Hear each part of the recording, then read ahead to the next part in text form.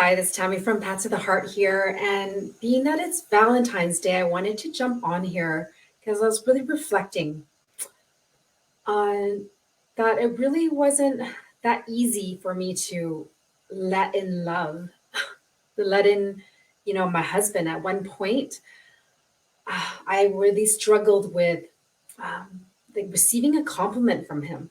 Like he would give me a compliment and I would pick it apart. I would need him to actually tell me exactly um, what looked nice about me that I was wearing, or like what exactly he appreciated about his, like how I was doing that. And I would get him to paint out exactly and like what he thought about that, and then link it in with like the past where like, oh, I thought you said you didn't like this. And, it was like, wow, like at that time, I really picked it apart in a way that I realized as I look back now that I was actually trying to find something wrong with it. Because deep within myself, I thought there was something wrong with me.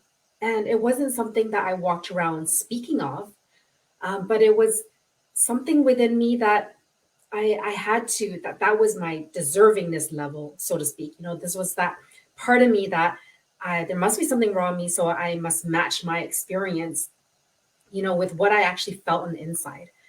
And so it was really difficult for me to let in any love, any compliment, any positivity. And every time we had a streak of doing well as a couple, I would sabotage and criticize. And whenever we had date night, it would be, yeah, like the smallest thing, right? And so, now that I look back, I could see what I was doing. I was, self sabotaging.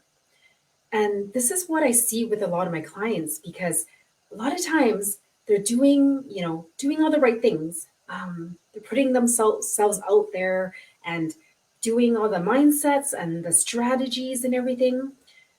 And this self sabotage is present, but they're not necessarily aware of it. And often this looks like the overworking, overcommitting ourselves, people pleasing, you know, overdoing things, and really feeling chronically exhausted. And so I want to speak around about this because a lot of times, like how we actually let in the amount of love for ourselves is directly related with how much we're willing to let in relationships, in our business, and even the money we're willing to let in, because money is love. And so I really wanted to jump on and share this because this is one of the big reasons why I decided to create the Open to Receive program that I'm launching on March 1st. This program has everything that I have, all my knowledge that I've accumulated from studying the body as a nurse, as a psychosomatic therapist, from diving into emotional, spiritual healing, energy work. It's got everything jam packed in there in a way to help someone raise their energetic vibration so they start to open up to receive what they want. Because at a core level, when we're going out and trying to reach those goals, it is not that we're not doing the right things. It's at some level, subconsciously, we're self-sabotaging it. It's not, it's more than what we feel we deserve. Very much like my husband, like he's giving me a compliment and trying to give me love, and I just couldn't let it in. And so what I realize is that this happens in all areas of our life, and not everyone is conscious of this. And it's in this place that partnering with our subconscious, with things that are locked in our body, that highlights all these places that we may be, saying this is what we want, but there's a inner part of us that we may not be connected to that is actually pushing it away. And I see this in my clients again and again. I just felt really drawn to putting this program together. I've been feeling into it for a long time. It's launching March 1st, and I'd love to invite you to have a conversation with me. If you feel like you've been, working on your goals for a while, and you feel like you're just moving forward like two steps and it's like back four steps, you know what I mean? There's like, you feel like something's missing, like You feel like everything's okay if you don't think about it, but when you start to connect within yourself, you realize that something feels missing, like there's an invisible wall. This invisible wall often points to the non tangible parts of us. It's like the emotional, it's like in our bodies, the energy.